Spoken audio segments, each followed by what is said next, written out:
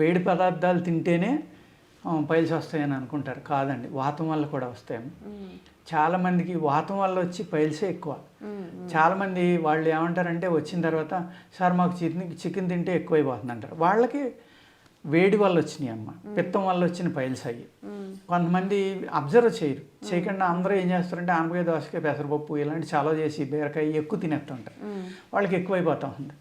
తినకూడదు, అవి తినకూడదు. అవి వాతం వల్ల వచ్చినాయి. అయితే నేను అడుగుతాను వచ్చినప్పుడు, ఏమంటే మీకు ఆనపకాయ తింటే పెరుగుతుందా, ఎక్కువ అవుతుందా, లేకపోతే ఏం తింటున్నారు అంటే మేము చలవ చేస్తుంది మంచిదని అయ్యే తినేస్తున్నాం అని అంటారు.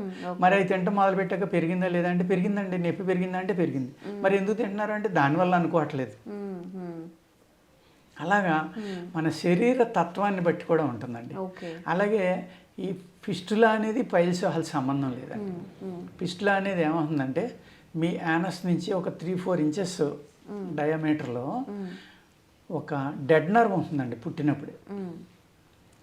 అది ఒక కాజ్ అన్నమాట.